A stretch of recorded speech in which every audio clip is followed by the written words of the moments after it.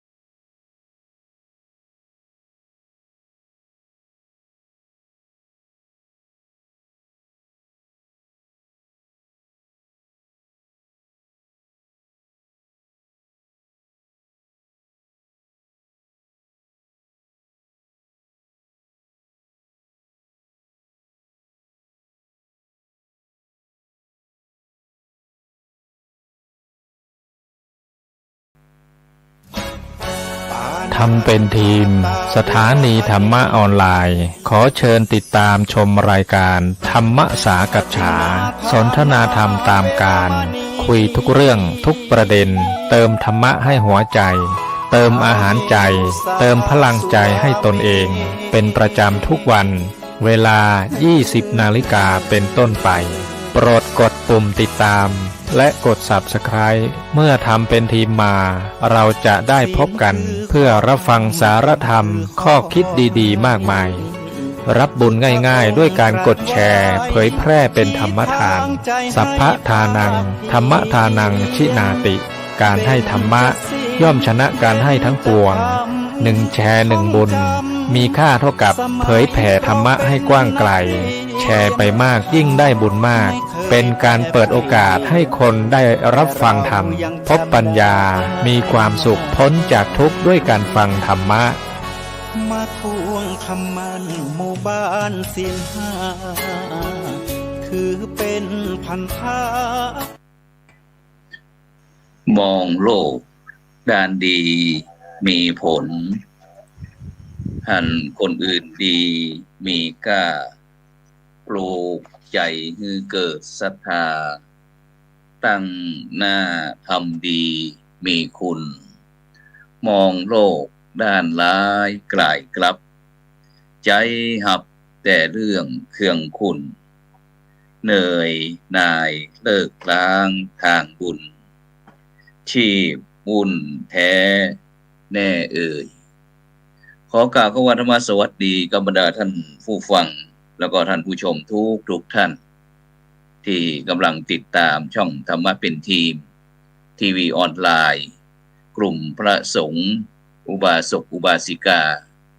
ร่วมกันเผยแผ่ธรรมะออนไลน์ไลฟ์สดทาง Facebook ทาง YouTube แล้วก็สถานีวิทยุเครือข่ายคลื่นสีขาว8จังหวัดภาคเหนือ FM 104.50 เมกะเฮิรตซ์วัดไฟหินจังหวัดเชียงใหม่ FM 88.25 เมกะเฮิรตซ์วัดศรีปันเงินอำเภอสันป่าตองจังหวัดเชียงใหม่พร้อมทั้งภาคีเครือข่ายคลื่นสีขาวชาวประชาก็ได้กลับนำรายการ เห็นธรรมเห็นเราเห็นเราเห็นธรรมมาพบกับบรรดาท่านผู้ฟังท่านผู้ชมในคืนวันอาทิตย์ที่15เดือนกันยายนปีพุทธศักราช2567ซึ่งในค่ำคืนวันนี้ก็เช่นเดียวกันบรรดาท่านผู้ฟังทุกท่านนะซึ่งในค่ำคืนวันนี้นะก็ออกอากาศที่อาคารพระธรรมสิทธาจารย์อาคาร5ชั้นวัดพระสิงห์วรมหาวิหารอำเภอเมืองจังหวัดเชียงใหม่ซึ่งต้องขอบคุณอนุโมทนากับบรรดาท่านผู้ฟังทุกท่านนะซึ่งในวันนี้ที่บริเวณวัดพระสิงห์วรมหาวิหารก็มีถนนคนเดินนะแต่ก็ยังมีสายฝนประปรายนะฉะนั้นก็ในช่วงนี้ทางภาคเหนือของเราภาคเหนือตอนบนก็ได้รับผลกระทบจากอุทกภัยน้ำท่วมนะฉะนั้นวันนี้ก็ได้รับความเมตตาจากหลวงพ่อเจ้าคณะอำเภอภูซางท่านอาจารย์พระมหากิจการอภิปุญโญเจ้าคณะอำเภอภูซางจังหวัดพะเยานมัสการครับท่านอาจารย์ครับผมอาจารย์ครับนมัสการครับวันนี้ไม่รู้ว่าเสียงผมจะชัดเจนขนาดไหนไม่รู้ครับท่านอาจารย์ครับก็ฟังได้ชัดเจนดีครับผมครับชัดเจนครับกราบนิมนต์ครับอาจารย์ได้ทักทายกับบรรดาท่านผู้ฟังสักนิดหนึ่งครับเพราะว่าหายจากจอของเราไปนานเหมือนกันครับก็ขอถวายความเคารพพระเถรานุเถระทุกรูปและก็ขอเจริญพรเจริญสุขคณะศรัทธาสาธุชนท่านผู้ฟังรายการทำมาเป็นทีมท่านก็ไม่ได้เจอกันนานพอสมควรก็ภาระงานต่างๆช่วงนี้ก็รู้สึกว่าจะหนักกว่าทุกปีเพราะว่าทางภาคเหนือประสบอุทกภัยแม้แต่อำเภอภูซางในรอบเกือบจะ30 ปียังไม่เคยมีครับเพิ่งจะประสบปีนี้ก็ค่อนข้างจะหนักเอาการเหมือนกันโดยเฉพาะพืชผลทางการเกษตรเพราะว่าน้ำไปท่วม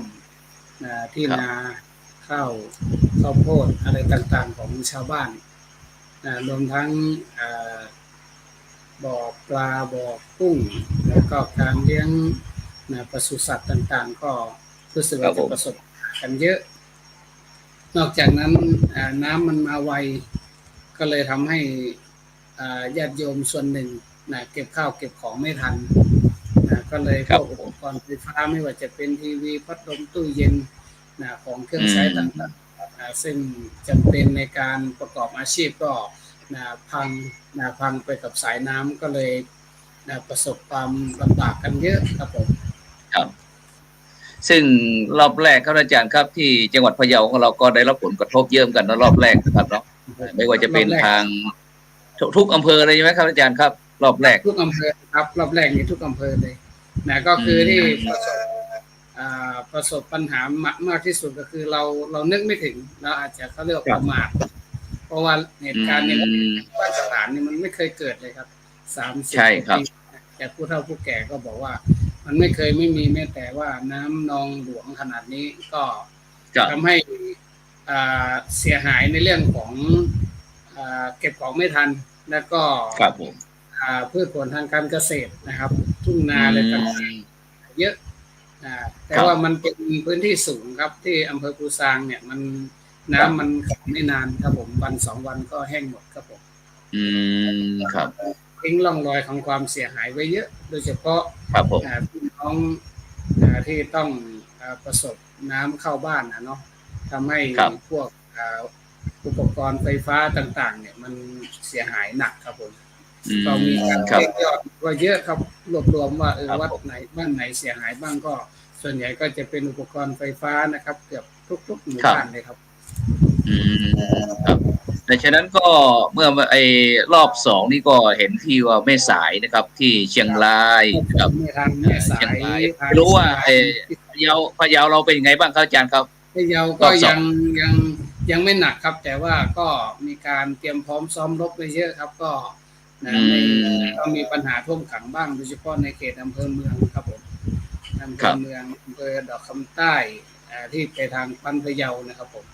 แล้วก็ออกมาทางอำเภอจุนอำเภอเชียงคำที่จะเข้าเทิงครับน้ำก็จะขึ้นสูงครับผมแต่ว่าความเสียหายมันไม่เหมือนรอบแรกครับรอบแรกนี่หนักสุดครับผมที่จะหนักก็คือหนักที่จังหวัดเชียงใหม่ที่อำเภอฝางแล้วก็อำเภอแม่อายครับที่แม่อายของเรานี่ก็เสียชีวิตไป6 ชีวิตเช่นเดียวกันครับ6 ศพเหมือนกันครับแล้วก็ที่ที่แม่สายนะครับแม่สายนะครับก็จะพอดีก็คงจะประมาณที่บริเวณน้ำกกน้ำฟางแล้วก็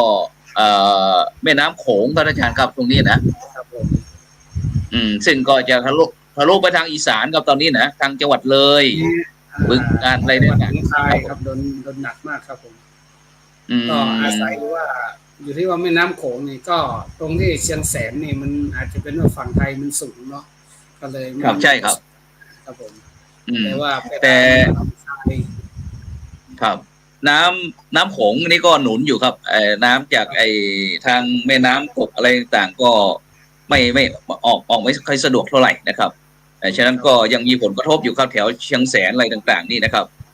ฉะนั้นก็ในรายการเห็นธรรมเห็นเรานะครับเห็นธรรมก็ขอเป็นกำลังใจนะครับให้กับบรรดาท่านผู้ฟังท่านผู้ชมทุกท่านด้วยนะครับอาจารย์เนาะ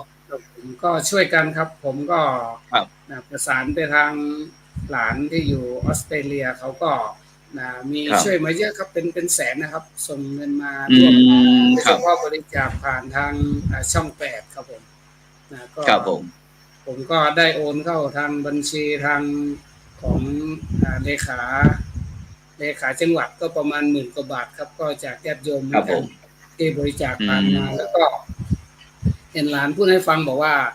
ทางออสเตรเลียเนี่ยเขาบริจาคเงินเข้ามาเยอะครับโดยเฉพาะหลานเขาก็คล้ายๆว่าช่วยเหลือทางโน้นเยอะเหมือนกันดังนั้นเมื่อเกิดเหตุขึ้นที่เชียงรายเขาก็โอนเงินผ่านทางช่อง8ครับเยอะเลยครับเกือบเป็นแสนครับซึ่งคณะสงฆ์แห่งประเทศไทยของเราครับก็อย่างสมเด็จพระสังฆราชอะไรต่างๆนะครับหรือว่าหลวงพ่อเจ้าคณะใหญ่คนเหนืออะไรต่างๆก็ได้ส่งสิ่งละอันพันละน้อยอะไรต่างๆครับแม้แต่พระบาทสมเด็จพระเจ้าอยู่หัวกับในหลวงของเรารัชกาลที่10นะครับพระองค์ท่านก็ได้บินเงียบมาเหมือนกันครับก็มาตั้งโรงทานนะครับโรงทานพระราชทานนะครับโรงครัวพระราชทานที่แถวเชียงรายของเรานี่แหละครับซึ่งก็ได้รับผลกระทบเยอะมากๆครับซึ่งนอกจากนั้นก็ยังมีอย่างโครงการวัดรักษาศีล5นี่ก็รอบ2ไปอีกครับได้ไปสนับสนุนอะไรต่างนะครับฉะนั้นก็ต้องกราบขอบพระคุณครับพระมหาเถรานุเถระนะครับเจ้าคณะพระสังฆาธิการคณะสงฆ์ไทยเรานะครับซึ่งได้ร่วมด้วยช่วยกันนะครับทุกช่องทางครับอาจารย์ครับฉะนั้นในวิกฤตนะครับย่อมเป็นโอกาสนะครับซึ่งโดยเฉพาะน้ำท่วมทั้ง2 รอบครั้งที่1ครั้งที่2เรานี่ครับอย่างเราเป็นชาวพุทธนะครับเราได้เห็นอะไรบ้างครับได้เห็นธรรมะอะไรจากการน้ำท่วมบางครั้งอย่างครับเราได้ก็คือหลักธรรมที่พระพุทธองค์ท่านได้ฝากไว้ก็คือโดยเฉพาะในเรื่องของไตรลักษณ์เนาะอนิจจังทุกขังอนัตตาเราได้เห็นว่าโลกมันเปลี่ยนแปลงคนมันก็เปลี่ยนไปฉะนั้นเราทั้งหลายเนี่ยต้องตั้งสติต้องมีสติเพราะว่าสติมัตโตสทาพัทธังก็คือคนที่มีสติเนี่ยเจริญทุกเมื่อแม้จะมีปัญหาอะไรมากมายก็จะรู้เท่ารู้ทันรู้กันรู้แก้น้อยอย่างน้อยที่สุดใจมันก็ไม่ตกอย่างน้อยเราก็ไม่แม้ว่าประเทศไทยเราจะแตกต่างกันในเรื่องของความคิดอยู่บ้างแต่ว่าเมื่อมีเหตุสำคัญเช่นนี้เกิดขึ้นแม้แต่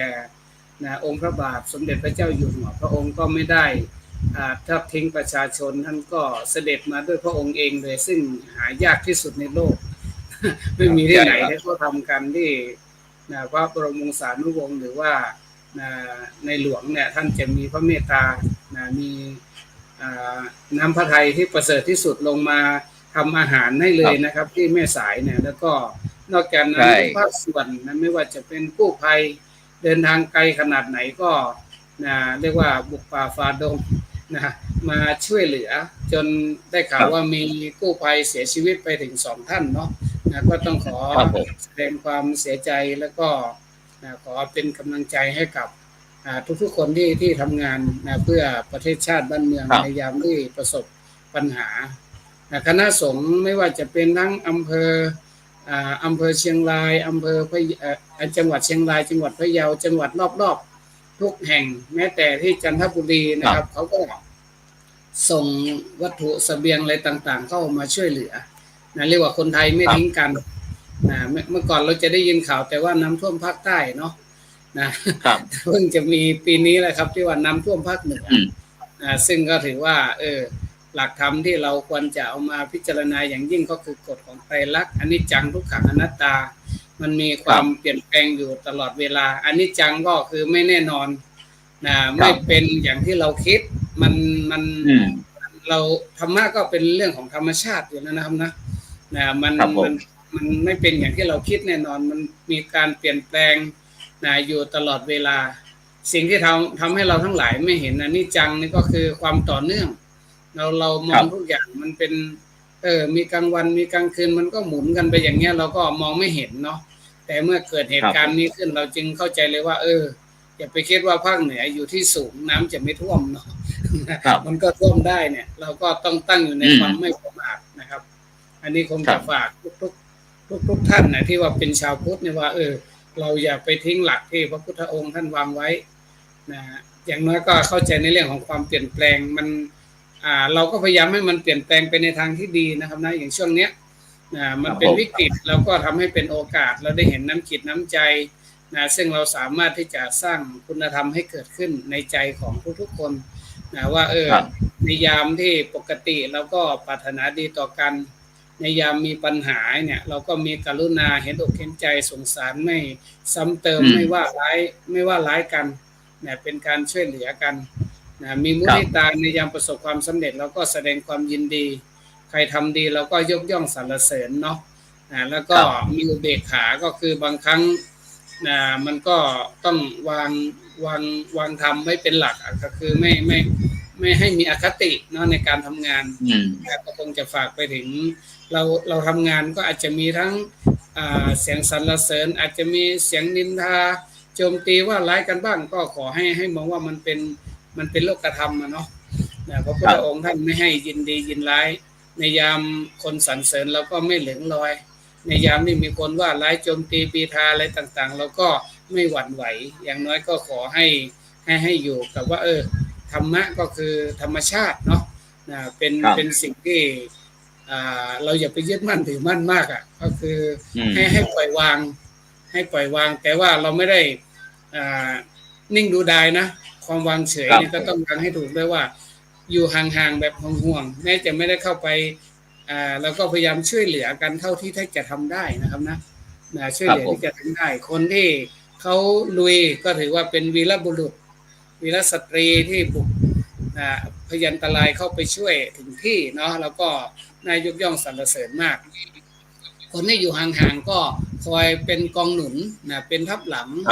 ตัวเสบียงต่างๆกำลังใจเนาะส่งช่วยเหลือกันตรงนี้เราเป็นโอกาสที่เราจะสร้างคุณธรรมในยามที่บ้านเมืองเราประสบภัยต่างๆไม่ว่าจะเป็นอุทกภัยวัฏภัยอะไรต่างๆเนี่ยคนไทยเราก็ไม่ทิ้งกันพระสงฆ์ก็มีบ้างแม้แต่พระก็โดนแซะโดนว่าเหมือนกันว่าไม่ใช่กิจสงฆ์อะไรว่าอย่าลืมว่าพระก็ต้องพึ่งพาญาติโยมมันพึ่งพาอาศัยกันฉะนั้นในยามที่โยมมีปัญหาเนี่ยพระจะมานั่งหลับตาภาวนาอยู่มันก็ดูเหมือนจะไม่ยอมอนุเคราะห์พระพุทธเจ้าท่านบอกให้จาริกไปแสวงไปเพื่อประโยชน์เกื้อกูลเพื่อความสุขความเจริญแก่คนหมู่มากด้วยความอนุเคราะห์ด้วยความเมตตาดังนั้นไม่ได้ไปผิดไปจากคำสอนพระพุทธเจ้าพระก็ต้องทำตนให้มีคุณค่ามีประโยชน์ช่วยเหลือสังคมไม่ทิ้งสังคมเนาะมันก็เป็นเรื่องที่ดีครับซึ่งโดยเฉพาะครับอาจารย์ครับไม่ใช่เฉพาะประเทศไทยหรือว่าภาคเหนือของเรานะครับที่น้ำท่วมเนี่ยทั้งประเทศจีนประเทศพม่าประเทศลาวแล้วก็ทั้งเวียดนามทั้งอะไรต่างๆเนี่ยครับเจอกันไปหมดครับเขาบอกว่าน้ำท่วมเหมือนกันแต่มันไม่เหมือนกันครับมันเป็นอย่างประเทศต่างๆเนี่ยครับอาจารย์ครับ อย่างประเทศเพื่อนบ้านอย่างประเทศลาวหรือพม่าอะไรต่างๆนี่ก็จะส่วนมากจะไม่ค่อยเห็นการช่วยเหลือหน่วยกู้ภัยจิตอาสาอะไรต่างๆนะครับแต่ตรงกันข้ามประเทศไทยครับผมว่าจะเป็นหนึ่งเดียวในโลกก็ได้นะครับอาจารย์เนาะที่ได้มีการช่วยเหลือเกื้อกูลได้มีจิตน้ำใจไมตรีอะไรต่างๆความรักความปรารถนาดีกันเนี่ยครับซึ่งตรงนี้มันจะเป็นแต่ประเทศไทยเราที่มีพี่น้องประชาชนที่นับถือพุทธศาสนาเกินกว่า 90% หรือเปล่าอาจารย์ที่ทำให้ภาพประเทศไทยเราเนี่ยเวลาการช่วยเหลือมองเป็นหลักๆก็คือเมืองไทยเป็นเมืองพุทธนะครับเราสั่งสมบ่มเพาะคุณธรรมกันมาตั้งแต่ปู่ย่าตายายนะมานานแล้วเนาะสิ่งเหล่านี้มันหล่อหลอมอยู่ในจิตใจของคนไทยทุกคนแม้ว่าเราจะปัจจุบันเราอาจจะไม่แสดงออกในเรื่องของศรัทธาในทางพุทธศาสนามากมายแต่ว่าสายเลือดของคนไทยก็คือโดยบุคลิกนิสัยก็เป็นคนที่มีเมตตากรุณาเนาะเป็นหลักมีน้ำใจคนไทยในยามเราจะเห็นว่าไม่ใช่ปัจจุบันในตั้งแต่อดีตการมาแล้วเนี่ยไม่ว่าจะเป็นยุคก่อนๆสุโขทัยอยุธยาอะไรต่างๆยามมีเหตุเพศภัยคนไทยจะช่วยกันนะครับเราจะช่วยกันขจัดปัดเป่าให้ประเทศคืนสู่สภาพปกติแม้เราจะเพียงพล้ำอะไรต่างๆก็ตามแต่เราก็ฟื้นเขาเรียกว่าตกไม่หายว่างั้นเถอะนะตกไม่หายตายก็ฟื้นเนี่ยประมาณนั้นก็คือคนไทยก็จะอยู่ได้เพราะว่าเรามีฐานคุณธรรมที่ค่อนข้างจะมั่นคงอยู่ในจิตใจที่เห็นชัดเนี่ยตอนนี้ก็คือแม้จะมีวิกฤตแล้วก็ทำให้สร้างให้เป็นโอกาสโอกาสที่เราจะได้ทำความดีเหมือนกับประธาน4ที่พุทธเจ้าท่านบอกไว้นั่นแหละหนึ่งก็คือระวังร้ายกับสิ่งไม่ดีทั้งหลายแล้วก็ระมัดระวังไม่ให้เกิดขึ้นในจิตใจเราทำลายชั่วสิ่งที่ไม่ดีเราก็ลดละเลิกเนาะประกอบดีก็คือประพฤติชอบก็คือภาวนาประทานแล้วก็ตอนนี้เป็นโอกาสที่ทุกคนจะได้แสดงสั่งสมคุณธรรมกันขึ้นมาให้มันอยู่ในจิตใจทั้งความเมตตาความกรุณาความเห็นอกเห็นใจแล้วก็ความมั่นคงในเรื่องของจิตใจเพราะว่าในสภาพการแบบนี้เนี่ยจิตใจคนเราที่ไม่ได้ฝึกเนี่ยแน่นอนเลยมันโอกาสที่จะมีอคติเนี่ยมันสูงนะอาจารย์มีอคติต่อกันอย่างที่เห็นโพสต์ออกมาบอกว่าอาหารที่เอามาให้ไม่อร่อยอย่างโน้นอย่างนี้เนี่ยเนาะซึ่งก็ทำให้หลายๆคนเนี่ยเกิดความไม่พอใจว่าทำไมช่วยเหลือแล้วทำไมต้องเลือกด้วยอะไรประมาณนั้นซึ่งตรงนี้เราเข้าใจในเรื่องของสภาพจิตใจในช่วงเนี้ยสิ่งสำคัญที่สุดก็คือให้มีสติให้มีสติว่าก่อนที่เราจะพูดอะไรเนี่ยก่อนที่เราจะสื่ออะไรออกไปเนี่ยเราอย่าไปทำตามอคตินี่มันมี4อย่างเนาะก็คือรักชังกลัวแล้วก็ไม่รู้รักก็คืออาจจะทำให้อาจจะตกอยู่ใต้อำนาจของสิเนหามากเกินไปอาจจะเลือกที่รักถ้าไม่ใช่ญาติของตัวเองก็ไม่ช่วยถ้าไม่ใช่พวกพ้องก็ไม่สรรเสริญไม่นินทาเงี้ยไม่สรรเสริญไม่ยกย่องอะไรประมาณนั้นมันก็จะมีลำเอียงแล้วอคติเนาะหรือว่าชังไม่ชอบไงพอไม่ชอบปุ๊บก็พยายามที่จะช่วยเหลือน้อยไม่ช่วยเหลืออะไรต่างๆมันก็จะมีอยู่บ้างก็หรือว่ากลัวก็คือว่าเขากลัวไปสารพัดแหละทั้งในเรื่องที่เราบอกว่ามันจะให้โทษให้ภัยเนี่ยเหมือนเราจะเข้าไปเนี่ยมันก็จะมีอยู่อคติที่มันจะมีอยู่บ้างว่าเรากลัวอย่างง้นกลัวอย่างนี้เนาะมันก็มีอยู่นะแล้วก็สุดท้ายก็คือไม่รู้นี่หนักสุดนะฉะนั้นโยมที่พูดออกมาตำหนิทานเนี่ยขอให้ว่ามันเป็นเรื่องของความไม่รู้ก็แล้วกันอคติเพราะไม่รู้ว่าจริงๆแล้วเนี่ยการที่เราตกน้ำเนี่ยถ้ามันมีอะไรให้เรายึดได้เนี่ยมันก็ต้องยึดหมดไม่แต่หญ้าเส้นเดียวเนาะฉะนั้นตอนนี้มันอยู่ในสภาพที่ทุกคนลำบากหมดเมื่อมีใครยื่นแขนยื่นข้าวยื่นน้ำมาให้เราเนี่ยเราก็ต้องอาศัยแบบพระเลยแหละต้องให้พรอย่างเดียวไปพูดอะไรครับที่มันทำให้ผู้ให้เนี่ยเกิดความท้อแท้ในการทำความดีมันก็เป็นบาปไปเลยนะเขาตั้งใจมาช่วยแล้วเราไปว่าให้เขาหมดกำลังใจเนี่ยเพราะว่าเขาจะทำให้เขาพลอยที่จะ คิดว่าการทำดีเนี่ยมันไม่ได้ผลเงี้ยประมาณนั้นอ่ะทำดีไม่ได้ ค ดี รับ ทำบุญไม่ถูกที่ทำดีไม่ถูกคนทำตนไม่ถูกเวลาทำช้าไม่ ครับ เต็มกำลังก็จะทำให้เกิดความท้อถอยในการทำความดีนะฉะนั้น ครับ ก็ขอให้ทุกท่านเนี่ยตั้งสตินะตั้งสติไว้ให้ดีว่าที่เราทำไปเนี่ยนะเราทำดีแล้วเราทำตามคำสอนของพระพุทธศาสนาเราทำตามคำสอนของปู่ย่าตายายบรรพบุรุษไทยของเราเนี่ยเราช่วยเหลือกัน เราไม่ทิ้งกันให้มองให้มีสติแม้จะมี ครับ เสียงอะไรที่มันมาทำให้บั่นทอนจิตใจเราก็ ครับ เห็นสักว่าเห็นนะเนาะฟังสักว่า ครับผม ฟัง คือให้ปล่อยผ่าน อย่าให้มัน อื มาม บั่นท อื อ ม นเจตนาของเรา ครับ นะเรา รู้ เจตนา รู้เฉยๆใช่ไหมครับ รู้เฉยๆแต่เราไม่ไปปรุงแต่งนะครับ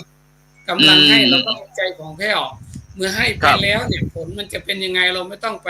คิดมากอะขอให้จิตใจเราผ่องใสว่าเราทำดีที่สุดแล้วนะครับ ซึ่งตรงเนี้ยเป็นสิ่งที่ขอฝากทุกท่านว่า เราทำเนี่ยไม่ได้หวังให้คนมายกย่อง เราทำไม่ได้หวังว่าสร้างภาพ เราทำไม่ได้อะไรอะคือก็ขอให้ทำด้วยจิตทำด้วยใจ ครับ ทั้งผู้ให้ผู้รับ อืม ขอ ครั ฝาก บ ต ผ ร ม งนี้ครับก็ ครับ มี ผม ครับโดนผลกระทบเหมือนกันบางทีบางคนก็กระแสมาแม้แต่พระเนี่ยไป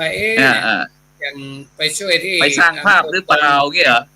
ครับไปช่วยที่อำเภอปงไปช่วยที่อำเภอจุนอำเภอตะคำใต้ไปก็มีโยมบางท่านก็บอกว่าบ้านตัวเองไม่ช่วยนะไปช่วยบ้านอื่นนะให้ผมกันนะ ครับซึ่งก็มีบ้างครับอาจารย์ถ้าเราติดตามทางโซเชียลหรือว่าทางอะไรต่างๆเนี่ยก็จะมีการค่อนแคะหรือว่าพูดอย่างนั้นพูดอย่างนี้ ใช่ครับ อะไรต่างๆนะครับ แต่มันก็ไม่มากครับอาจารย์ถ้าเราคิดประเมินว่า ครับผม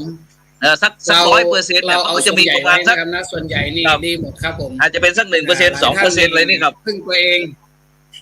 อัตตาหิอัตโนนาโถโอชื่นชมมากเหมือนลุงหนวดโหแก ครับ โดนแช่ในน้ำตั้ง22ชั่วโมงนะครับ ไม่มีใครเข้าไปช่วยตอนนั้นก็คือแกก็อายุตั้ง82ปีแล้วเนาะแกก็สู้ ครับ ซึ่งก็มันสอดคล้องกับหลักทางพุทธศาสนาว่าอัตตาหิอัตโนนาโถพึ่งตนเองให้มากที่สุดพึ่งคนอื่น ครับ ให้น้อยที่สุด อย่างน้อยใจของเราก็ไม่ตกนะแม้จะมีปัญหามีอุปสรรคเราก็ยังเป็นปลาที่มันเป็นปลาเป็นที่มันต้องสู้ ครับ กระแสน้ำจะเชี่ยวขนาดไหนก็ต้องสู้ไม่ยอมท้อแท้ต่อชีวิต แม้จะมีปัญหามากมาย เราก็ต้องสู้ แต่ว่าถ้าเราไปพึ่งคนอื่นเนี่ยมันก็จะทำให้เราไม่เข้มแข็งเนาะพูดง่ายๆก็คือ ครับ ถ้าเขามาช่วยแบบไม่เต็มเม็ดเต็มหน่วย ไม่เต็มที่หรือว่ามีอะไรที่มันอาจจะทำให้ใจของเราตกได้ก็ขอให้ทุกท่านที่ประสบปัญหาตอนนี้ไม่ว่าจะเป็นผู้ให้ผู้รับ ก็ขอให้บำเพ็ญคุณธรรมคุณธรรม อย่างน้อยก็เอาหลักทางศาสนาไว้ว่าพระพุทธองค์ท่านสอนให้เราทุกคนเนี่ยเขาเรียกว่าจนก็เจียมรวยก็จุนเจือก็คือหมายความว่าจนเนี่ยเราก็อย่าไปเรียกร้องมาก เราก็อย่าไปเรียกร้องมากในขณะที่รวยเนี่ยเราก็อย่าไปขี้เหนียวก็ขอให้เต็มที่เต็มกำลัง เพราะว่าเราก็ไม่รู้เหมือนกันว่ามันจะมาถึงคิวเราเมื่อไหร่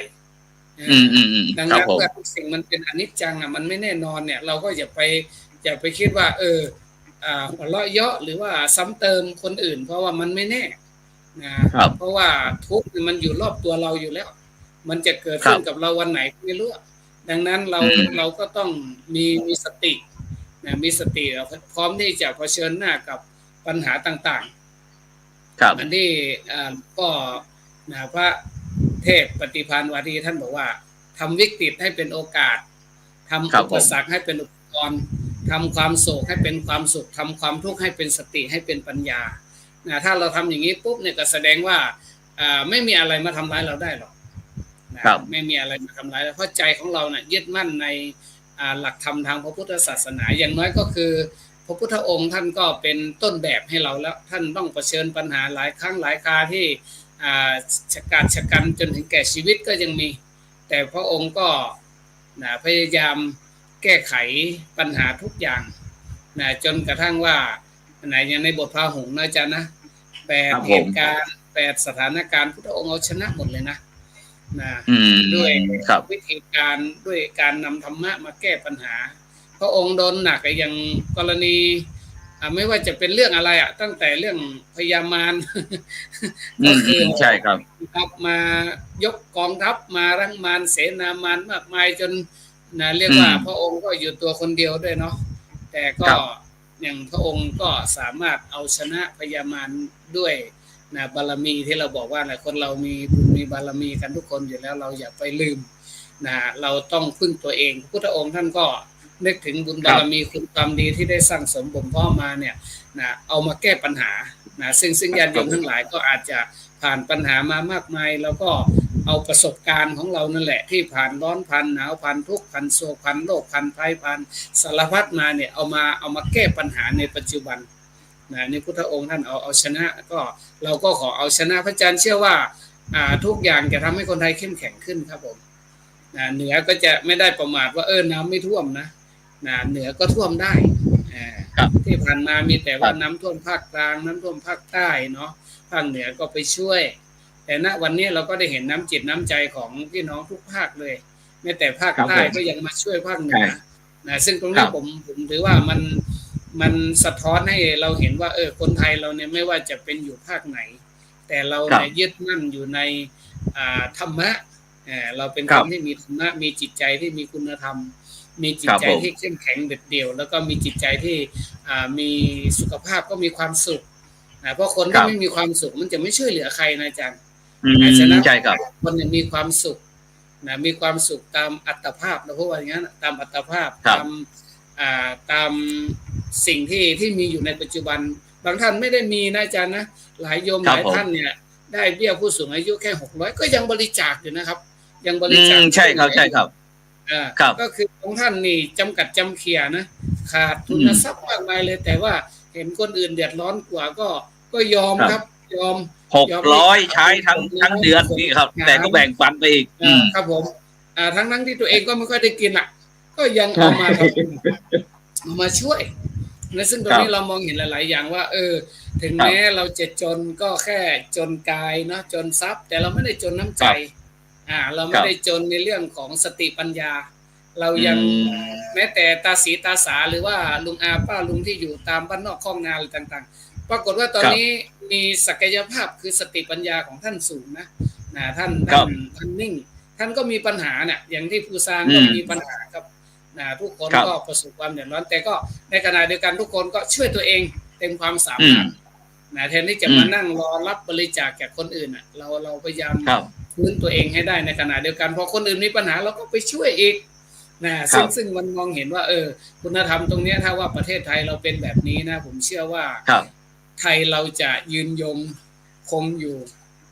ตลอดไปนะครับไม่มีทางที่จะมีใครมาทำลายประเทศไทยได้ครับสาธุครับอาจารย์ครับอย่างวิกฤตในครั้งนี้น้ำท่วมทั้งครั้ง2ครั้งที่1ครั้งที่2เนี่ยในปัจจุบันเนี่ยเราจะเห็นว่าผู้ที่เป็นแนวหน้าเราจะเห็นพระคุณเจ้าเยอะมากๆครับอาจารย์ครับในการช่วยเหลืออะไรต่างๆนะครับซึ่งเมื่อกี้เราเป็นพื้นฐานอาจารย์อย่างผมมองเลยว่าในทางพุทธศาสนาเนี่ยเราจะปลูกฝังกันในเรื่องของความกตัญญูกตเวทีเนาะซึ่งมีบทพุทธภาษิตหรือว่าบทคาถาภาษิตแล้วก็ตามบอกว่านิมิตตังสาธุรูปานังกตัญญูกตเวทิตาหมายถึงว่าความกตัญญูเนี่ยเป็นนิมิตเป็นเครื่องหมายบ่งบอกให้รู้ว่าคนนั้นเป็นคนดีดังนั้นพระสงฆ์องค์สามเณรเนี่ยก็จะยึดในเรื่องของความกตัญญูโดยเรามีพระบรมครูเนี่ยเป็นต้นแบบพระพุทธองค์เนี่ยท่านไม่เคยลืมใครเลยนะเรามองว่าแม้แต่พระมารดาของพระองค์เนี่ยประสูติได้แค่7 วันแล้วก็ที่วงคตหรือส่วนแล้วก็แต่เด็กแค่อายุ7 วันเนี่ยจำหน้ามารดายังไม่ได้เลยนะแต่พระพุทธองค์ไม่เคยลืมแม่เลยเมื่อพระองค์ได้โอกาสได้มาบวชได้มาตรัสรู้ธรรมเนี่ยสิ่งแรกที่พระองค์ต้องทำก็คือตามไปโปรดแม่ข้ามฟ้าข้ามสวรรค์ไปโปรดแม่จนแม่ได้บรรลุธรรมขั้นสูงพระบิดาก็ไม่สอนจนกระทั่งพระบิดาเนี่ยได้บรรลุธรรมขั้นสูงญาติพี่น้องก็ไม่ทิ้งช่วยเหลือหมดพระพุทธองค์เนี่ยเป็นต้นแบบของความกตัญญูดังนั้นพระสงฆ์องค์สามเณรทั่วไม่ว่าจะเป็นอยู่ในประเทศไหนก็ตามเนี่ยคุณธรรมตรงนี้จะเห็นชัดมากก็คือความกตัญญูฉะนั้นครั้งหนึ่งอย่างพระสารีบุตรเนี่ย ท่านเคยได้รับอาหารทัพพีหนึ่งจากลาทัพพราหมณ์ตอนนี้พระพุทธองค์ลาทัพพราหมณ์เนี่ยตอนหลังมาตกยากนะแล้วก็อยากจะบวชแต่ไม่มีพระองค์ไหนบวชให้พระพุทธองค์ก็เลยจะสอบคุณธรรมว่ามีพระองค์ไหนนึกถึงปฏิการะคุณที่ลาทัพพราหมณ์เนี่ยเคยช่วยปรากฏว่าภาษาลีบุตรนี่ยกมือเลยนะบอกว่าครั้งหนึ่งเคยไปบิณฑบาตแล้วลาทัพพราหมณ์เนี่ยเอาข้าวใส่บาตรในทัพพีหนึ่งก็คือนึกได้พระพุทธองค์ก็บอกว่าเมื่อลาทัพพราหมณ์มีพระคุณต่อเธอจะทำยังไงกับลาทัพพราหมณ์ภาษาลีบุตรก็เป็นพระบูชาบวชให้แล้วก็ดูแลนะดูแลจนลาทัพพราหมณ์เนี่ยได้บรรลุธรรมนั่นแสดงว่าภาษาลีบุตรนี่เป็นต้นแบบของความกตัญญูเลยนะเวลาท่านรู้ว่าพระอัสสชิซึ่งเป็นพระอาจารย์ที่เคยให้ธรรมะครั้งแรกนั่นแหละที่ทำให้ท่านดวงตาเห็นธรรมเนี่ยตอนหลังแม้ท่านบวชแล้วได้รับฐานันดรสูงเรียกว่าเป็นพระธรรมเสนาบดีก็คือเป็นรองก็แต่พระพุทธเจ้าเนี่ยเวลาท่านจะนอนเนี่ยอาจารย์นอนตรงไหนต้องหันหัวไปทางทิศนั้นเพื่อกราบไหว้ครูบาอาจารย์ฉะนั้นพระมหาเถระทุกองค์ตั้งแต่ระดับพระบรมครูลงมาเนี่ยจนถึงสมุติสงฆ์พระสงฆ์องค์สามเณรเนี่ยถ้าองค์ไหนมีความกตัญญูนะผมเชื่อว่าองค์นั้นจะทำทุกอย่างนะครับที่เป็นการตอบแทนคุณฉะนั้นญาติโยมอุปถัมภ์บำรุงพระสงฆ์องค์เนรมาช้านานเนาะดังนั้นคงไม่มีพระองค์ไหนที่จะอกตัญญูครับส่วนใหญ่ท่านก็จะมีความกตัญญูช่วยเหลือญาติโยมเต็มที่เต็มกำลังบางทีท่านก็ลำบากนะบางวัดนี่ท่านก็เจอประสบภัยเหมือนกันท่านยังตั้งอะไรนะเขาเรียกว่าอะไรนะตู้ปันสุกลงทานครับตู้ปันสุกลงทานในต่างๆช่วยโยมอีกพระก็ยังอดนะเพราะว่าพระนี่ไม่มีนาไม่มีไร่ไม่มีสวนไม่มีเงินทองก็ยังเป็นสะพานบุญบอกบุญให้ญาติโยมทั้งหลายที่มีเนี่ยได้มาช่วยเหลือท่านก็อย่างอาจารย์พบโชคอย่างเงี้ยอาจารย์ววชิระเมธีแม้แต่เจ้าประคุณสมเด็จเนาะเจ้าคณะใหญ่เหนือเนี่ยท่านก็บัญชาการลงมาหลวงพ่อเจ้าคณะภาคท่านก็ไม่ทิ้งท่านก็เอาเงินวัดช่วยวัดแล้วก็ยังแจ้งจุดประสงค์มาให้ทุกๆวัดเนี่ยตั้งโรงทานตั้งช่วยเหลือชาวบ้านอย่างเต็มที่เราจะเห็นว่าพระผู้ใหญ่ไฟเขียวตลอดไฟเขียวตลอดดังนั้นเราจึงเห็นว่ามันจึงไม่แปลกเลยที่ว่าเราจะเห็นความกตัญญูกตเวทีกตัญญูนี่แปลว่ารู้คุณเนาะแล้วกตเวทีก็คือตอบแทนคุณฉะนั้นแม้จะโดนแซะโดนว่าบางไม่ใช่กิจสงฆ์นะดุยน้ำดุยคนไปแจกของแต่บางทีเราก็อย่าลืมนะเรายังเป็นสมมุติสงฆ์อยู่ยังจะต้องบำเพ็ญโพธิสัตว์บารมีอยู่ต้องทำต้องทำตรงนี้การให้ทานตรงนี้ก็เป็นการบำเพ็ญบารมีเช่นเดียวกันครับผมการที่ผลต่อเลยครับผมครับผมก็เนี่ยเราได้เห็นคุณธรรมตรงนี้นอกจากนั้นเนี่ยเราจะมามองอีกจุดหนึ่งตอนนี้เราจะไม่ว่ากันละก็คือมันก็มีบ้างครับคนเรามันไม่ต่างกล้องพี่น้องต่างใจเนาะแม้แต่ว่าเป็นพี่น้องกันก็ไม่ใช่ว่าจะคิดเหมือนกันแต่ว่าอย่างน้อยที่สุดเราก็คนไทยทุกคนเนี่ยตอนนี้เราต้องโฟกัสมาแล้วที่ภัยเนาะโดยเฉพาะอุทกภัยเนี่ยร้ายแรงที่สุดตอนนี้ก็คือเราก็โฟกัสมาจุดนี้เราก็ช่วยเหลือกันให้มันเป็นทุกภาคส่วนนั่นแหละโดยเฉพาะเราบอกว่าเราไม่ทิ้งใครพระพุทธเจ้าท่านยังสอนให้ไหว้ทิศหกกันเนาะทิศหกที่ว่าก็คือเบื้องหน้าก็คืออย่าลืมพ่อแม่เบื้องขวาก็อย่าลืมครูบาอาจารย์เบื้องซ้ายก็อย่าลืมเพื่อนเพื่อนร่วมโลกเพื่อนร่วมชะตากรรมเพื่อนร่วมประเทศเนาะแม้แต่เพื่อนร่วมโลกก็ตามเนี่ยเราจะไม่ทิ้งกันด้านหลังก็ครอบครัวอย่าไปมัวแต่ทิ้งครอบครัวไม่ได้ก็ต้องดูแลครอบครัวด้วยเบื้องบนก็คือผู้หลักผู้ใหญ่เราก็ต้องเคารพไว้ในฐานที่ท่านเป็นผู้บังคับบัญชาท่านเป็นผู้ที่ให้คุณให้โทษเราได้ก็เราก็ต้องมีตรงนี้นะแล้วกันเนี่ยเบื้องล่างก็คือคนที่อยู่ใน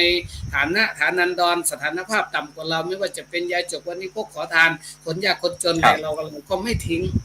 เราก็ไม่ทิ้งแล้วก็ช่วยเหลือกันโดยยึดเอาว่าเราเคารพทิศทั้งหกเคารพทิศทั้งหกเพราะว่าถ้ามันอย่างนิ้วมือเราเนี่ยอาจารย์เราเกิดมาเห็นไหมขนาดเกิดมาวันเดียวกันแท้ๆเนี่ย นิ้วมันยังไม่เท่ากันอาจารย์นะ ดังนั้นกับสาธุครับแตกต่างของผู้คนเนี่ยมันเป็นเรื่องที่พุทธเจ้าท่านสอนหรือธรรมชาติมันก็สอนแล้วว่าเราเนี่ยอาจจะแตกต่างกันแต่เราก็อย่าไปแบ่งแยกท่านบอกว่าให้ทำตัวเหมือนดินน้ำลมไฟดินน้ำลมไฟเนี่ยไม่เคยแบ่งแยกนะไม่เคยแบ่งแยกใครจะไปกราบไหว้ใครจะไปถมน้ำลายถุยของเน่าของเสียลงน้ำก็ไม่บ่นดินก็ไม่บ่นก็คือยังอยู่ของมันอ่ะ ยังอยู่ของมันถ้าเราทำตัวเหมือนน้ำทำตัวเหมือนไฟทำตัวเหมือนลมทำตัวเหมือนดินเนี่ยเราจะอยู่กับใครก็ได้นะอาจารย์ในโลกนี้อยู่กับใครก็ได้ครับผมครับไม่มีปัญหาแน่นอนในการใช้ชีวิตของเรานะเพราะว่าตอนนี้เราสะท้อนธรรมะทางพระพุทธศาสนาออกมาตอนนี้เราอาจจะที่ผ่านมาเราอาจจะเห็นคุณของน้ำมาโดยตลอดเนาะแต่อย่าลืมนะโทษของน้ำมันก็มีเหมือนกันนะใช่ใช่ใช่มันมีทั้งดีมีทั้งคุณมีทั้งโทษมันอยู่ที่ว่าเราจะอยู่กับเขาอย่างไรเนาะอย่างนี้เราจะไปโทษน้ำทำไมเทวดาใจร้ายใจดำเนี่ยส่งน้ำฝนออกมาคือเรามองว่าธรรมชาตินะธรรมชาติเป็นธรรมชาติถ้าคือไม่ว่าโลกจะเป็นยังไงก็ตามธรรมชาติมันก็จะอยู่ของมันอย่างนั้นอาจารย์นะน้ำจะท่วมโลกไฟจะไหม้โลกธรรมชาติก็มันก็ยังอยู่ของมันอ่ะแต่มนุษย์เรานี่แหละจะอยู่ไม่ค่อยได้สิ่งมีชีวิตต่างๆดังนั้นเราก็จะต้องทำทุกอย่างให้เกื้อหนุนต่อน้ำต่อดินต่อลมต่อไฟทุกวันนี้อย่างหลวงพ่อพระโสพลพัฒโนดมซึ่งท่านได้มรณภาพลงแล้วท่านเป็นอดีตที่ปรึกษาท่านเจ้าวาดวัดโพธารามเป็นที่ปรึกษาเจ้าคณะจังหวัดนะพะเยาครับผมท่านมรณภาพลงท่านเคยเป็นพระต้นแบบในการที่อนุรักษ์ป่าอนุรักษ์สืบท่านตั้งบวชป่านะจ๊ะนะบวชป่าโดยไปเอาความเชื่อในทางแบบล้านนาเนี่ยว่าถ้าบวชแล้วเนี่ยจะไปทำร้ายไม่ได้เหมือนเราไม่ทำร้ายพระทำร้ายเนรนะว่ามันบาปแล้วก็เอาต้นไม้เนี่ยมาบวชเอาผ้าเหลืองไปมัดไปทำพิธีบวชให้ต้นไม้ชาวบ้านก็แฝงความเชื่อว่าต้นไม้บวชแล้วเนี่ยถ้าคนไหนไปตัดไปทำลายเนี่ยจะวิบัติแล้วจะประสบภัยนะดังนั้นทุกคนก็จะไม่ตัดป่าต้นไม้ต้นโตๆต้นใหญ่ๆก็ช่วยกันอนุรักษ์ไว้นะซึ่งอย่างน้อยเมื่อมีป่ามันก็มีน้ำถึงมีน้ำมีเยอะป่ามันก็ช่วยเนาะอย่างน้อยก็ชะลอให้มันทุเราเบาบางแต่ปัจจุบันที่เราประสบปัญหาก็คือเราตัดไม้ทำลายป่าแม้พระพุทธองค์เนี่ยท่านเคยสอนในบทหนึ่งบอกว่าภิกษุทั้งหลายเธอทั้งหลายจงตัดป่าแต่อย่าตัดต้นไม้จงตัดป่าแต่ป่าที่พระพุทธองค์ว่าเนี่ยคือป่ากิเลสนะความโลภความโกรธความหลงทิฏฐิมานะที่มันสมอยู่ในใจเราเนี่ยมันรกทำให้ใจของเราเนี่ยมันมืดมันมัวมันมองไม่เห็นคุณความดีอะไรต่างๆมีแต่เรื่องโลภโมโทสันกิเลสตัณหานะพระพุทธองค์ท่านให้ถางป่าแต่ห้ามตัดต้นไม้นะพระนี่วางไว้หนักขนาดว่าห้ามพรากพูดคาม